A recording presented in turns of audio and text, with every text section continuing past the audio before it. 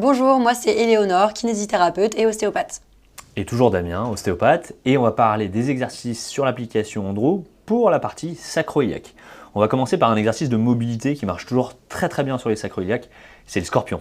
Alors je te laisse te mettre en place, à plat ventre, les deux bras plutôt écartés pour avoir un appui latéral, et tu vas tourner la tête vers la jambe que tu vas plier. Donc je vais te proposer de plier la jambe droite, on essaye de garder le genou à 90 degrés et de lever la jambe vers le plafond, on essaye de rester là. Déjà vous allez sentir une force qui va s'exercer sur la sacro-iliaque droite et on va y rajouter de la torsion. Donc on va amener le pied et dans l'idée c'est de le ramener au sol en direction de la main opposée. Il y a encore un petit peu de travail pour Éléonore pour y arriver. Oh, pas mal! Ok, là on sent bien une torsion sur la sacro-iliaque. Vous allez travailler également au niveau du complexe lombo-sacré. Ça va travailler toutes les chaînes de rotation antérieure et d'extension, de flexion au niveau musculaire. C'est un exercice qui est plutôt complet.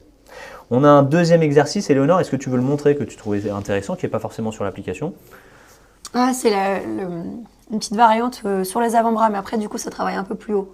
Ouais. On vise peut-être un peu moins la sacro-iliaque. Ça travaille sur le complexe lombo-sacré. Sur les avant-bras, l'objectif c'est de garder bien les avant-bras en contact avec le sol. On va venir plier de la même manière, on vient en torsion et là on sent l'étirement un peu plus en haut du dos. Impeccable.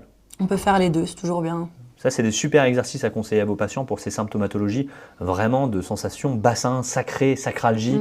Ça nous aide beaucoup.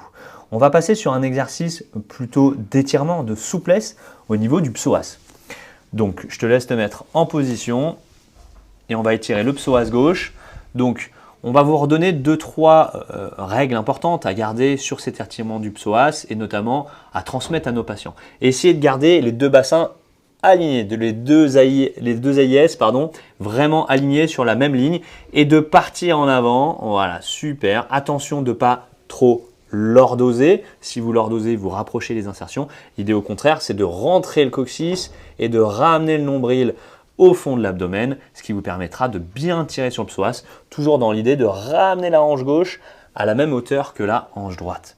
On va passer sur un niveau 2, ça sera de tendre la jambe arrière. On tend cette jambe, on active énormément le quadriceps, on essaie de plaquer la rotule dans les condyles fémoraux. On essaie de garder cette hanche gauche sur la même hauteur que la ligne droite. Donc on est sur un niveau 2, tu dois sentir un étirement un peu plus important. Ouais, c'est vrai. Toujours même principe, on essaie de ne pas hyper lordoser, on essaie de rentrer le nombril, on essaie de rentrer le coccyx. Et là, on va pouvoir lever les bras pour faire un niveau 3. On rapproche là, on sent encore plus. Là, on le sent bien. Déjà, on voit bien que toute cette loge latérale gauche est bien étirée. Donc pour le psoas, pour ces sacro-iliaques et ces sacralgies, c'est un exercice qui peut être très intéressant. On passe à quoi? Est-ce que tu t'en souviens? Oui, ceci. À la mobilité sacro-iliaque. C'est ça? Super. On passe à la mobilité sacro-iliaque. Là, l'idée, c'est de fixer le sacrum sur le tapis avec les lombaires plaqués au sol. Donc, on n'hésite pas, même principe, à l'expiration, de ramener le nombril au fond de la cage abdominale pour plaquer les lombaires, plaquer le sacrum. Et là, on va demander à notre patient de ramener de la mobilité au niveau de la hanche droite, donc au niveau de l'ilium droit, ce qui va travailler dans son articulation sacro-iliaque parce que le sacrum est fixé et l'iliaque droit est en train de se mobiliser. Donc on peut faire des circonductions internes, des circonductions externes dans l'idée de remobiliser cette zone. Alors plus que l'aspect scientifique de cette technique, on vient trouver un tout petit peu plus de mobilité dans son articulation et l'idée c'est de conscientiser l'articulation ou la zone douloureuse. Pour le patient, c'est toujours intéressant. Voilà, à donner après un TGO qu'on a fait en consultation, c'est super pour prolonger l'effet. Exactement, ouais, tout à fait. Le patient fait un petit peu un auto-TGO. On passe à quoi? On peut parler de faire. Alors moi, il y a un exercice que je donne pour les douleurs vraiment inflammatoires et aiguës au niveau de ces zones des sacro-iliaques. C'est une sorte de renforcement niveau 0, niveau -1. Ça va être de vraiment venir pousser dans les talons pour décoller juste les fesses en essayant de garder les lombaires plaqués au sol et de faire comme une sorte de petit pompage au niveau des muscles fessiers pour venir revasculariser un peu la zone des sacro-iliaques. Et on vient travailler la nutation, contre-nutation du sacrum par rapport au complexe lombo-sacré. N'oubliez pas de dire à vos patients d'utiliser cette technique en espèce de roue dentée. Donc on ne lève pas du tout toutes les lombaires du sol, mais on essaie de déverrouiller lombaire par lombaire, donc épineuse par épineuse, de les lever du tapis tout doucement. Et en fonction de la douleur du patient, on pourra trouver une élévation différente. Donc là, on est en train de remonter un peu plus dans les lombaires, mais bien sûr sur les symptomatologies sacrées, des sacralgies, des sacroiliaques, de travailler cette petite extension lombaire nous paraît plus que pertinent. On peut parler aussi de l'aspect viscéral en sacro-iliaque. On peut parler de l'aspect viscéral. Comme toute symptomatologie lombaire, iliaque, bassin ou bien nombreuses autres symptomatologies, on retrouvera des corrélations avec du viscéral, du petit bassin. Donc la mobilité des viscères par rapport à ce que vous allez retrouver en attache sur le bassin, sur le sacrum ou au niveau des lombaires. Donc par exemple, on a des exercices où on vient tracter les viscères, on vient contracter le périnée pour faire une dissociation au niveau de l'insertion proximale et distale, ou alors on a des exercices où on vient faire un ballottage, on va amener les viscères dans un sens et au contraire avec les membres inférieurs, on va partir dans l'autre sens. Ça vient amener des étirements, ça vient amener de la vascularisation et surtout une conscientisation de la zone douloureuse. Et ça, vous avez compris que ça nous importe beaucoup. Et après, Damien, tu m'avais montré un exercice de un peu décompression de la sacro-iliaque, il me semble. Alors ça, c'est pas mal. Donc dans l'idée, il faut qu'on plie les deux jambes. D'accord. On va plier les deux jambes. Et avec une main, on va avoir un abord supérieur sur le genou, on va dire le genou gauche, et un abord inférieur, donc plutôt dans le creux poplité. Avec cette main droite et ce genou droit, on va résister à une descente du fémur. Avec cette main gauche, on va résister à une montée du fémur. Donc là, vous allez arriver à une torsion au niveau des deux pièces iliaques et on va sentir une torsion au niveau du sacrum. Donc cet exercice musculaire va permettre de faire un travail de torsion au niveau articulaire des deux sacro-iliaques, droite et gauche. Alors bien sûr, on le fait dans un sens et après on le fait dans l'autre. On le fait dans l'autre aussi. Ça, c'est un exercice qui marche plutôt bien. Ouais, puis je le sens bien, c'est assez étonnant. À tester à la maison. Est-ce que tu avais un truc en plus ? Non, c'est bon. Alors, on passe dans une autre position. Ouais. On va passer debout, face au mur, ou un air-mur. Allez, c'est parti.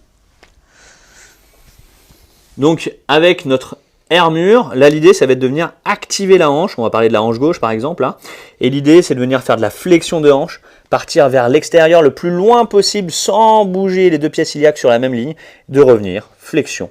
Une grosse rotation, on vient chercher et on revient. Vous verrez que ces exercices-là, on vous les propose assis, bien sûr. On vous les propose tous assis. Et l'idée, c'est de venir conscientiser les mouvements de sa hanche, ce qui amènera bien évidemment un mouvement de rotation, antéversion, rétroversion de bassin, et notamment au niveau de notre pièce iliaque gauche. Donc, il va y avoir un travail sacro-iliaque sur notre sacro-iliaque gauche. Tu m'avais parlé d'une torsion aussi. Ouais, on va travailler la torsion. Donc là, l'idée, peut-être change de jambe, que tu te retrouves face caméra. D'accord. Voilà, l'idée sur cet exercice de torsion, ça va être de fixer le bassin. Toujours le même principe, ça vous l'aurez compris, quand on a un écartement de jambe. L'idée, c'est effectivement d'avoir toujours les deux pièces iliaques sur la même ligne. Et là, avec tes deux bras, on essaye de les écarter. Super. On essaye d'être vraiment sur une seule et même ligne au niveau des bras. Et tu vas te tourner vers la gauche. Voilà. Donc l'idée, c'est de faire une torsion entre la ceinture pelvienne et la ceinture scapulaire. Vous aurez compris que si on fixe les deux iliaques, la torsion lombaire va amener une torsion au niveau sacré. Donc on va travailler également sur les sacro-iliaques à droite et à gauche. Donc on peut faire des allers-retours en mobilité ou on peut utiliser la respiration. Tu inspires et à l'expiration, on essaye de chercher un peu plus loin et on essaye de garder notre hanche devant. Voilà, on recommence et on souffle, on tourne. Super, il y a un niveau 2 où on va accentuer l'écartement des deux jambes. Donc déjà, tu vas sentir que c'est un tout petit peu plus compliqué. Comme ça. Génial. Contracte bien ton quadriceps pour bien fixer. Et ta hanche droite toujours devant. Et là, même principe, on va tourner sur la gauche.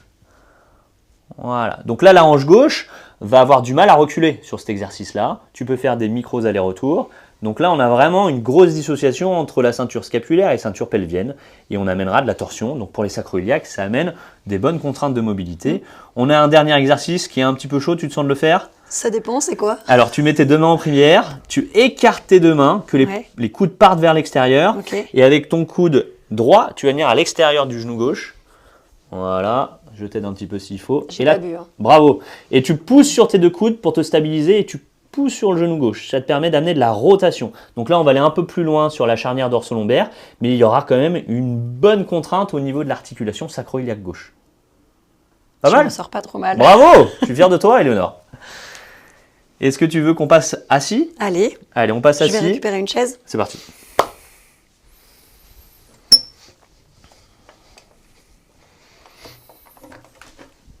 Impeccable. Donc là, on va retravailler notre articulation sacro-iliaque et notamment à droite.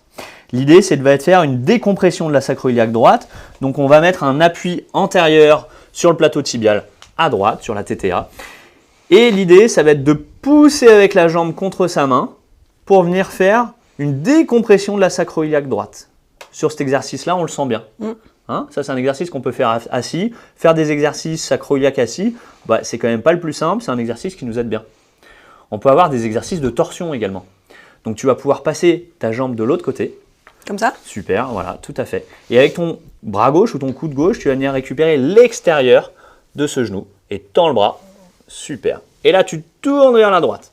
Donc, là, on va travailler la sacro-iliaque droite. Si au contraire, Éléonore ramenait le genou vers elle, hop, donc deux possibilités de le faire. On travaille le pyramidal et en plus la sacro-iliaque à droite avec cet exercice de torsion. On peut garder les mêmes principes que tout à l'heure debout, c'est-à-dire qu'on peut faire des petites rotations droites ou alors on peut travailler avec la respiration. Tu inspires, tu souffles, tu tournes. Attention sur cet exercice, on a tendance à, dès lors d'oser, à faire de la rétroversion de bassin. L'idée au contraire, c'est de s'agrandir, de creuser le plus possible dans le bas du dos et on va sentir cette contrainte qui s'exerce au niveau des sacro-iliaques. Ok, très bien, merci Damien. Avec grand plaisir. Est-ce qu'on a fait le tour des exercices? On a fait tous les exercices. Je suis fier de toi, Éléonore. Bravo, tu as des sacro-iliaques toutes neuves. Merci à vous.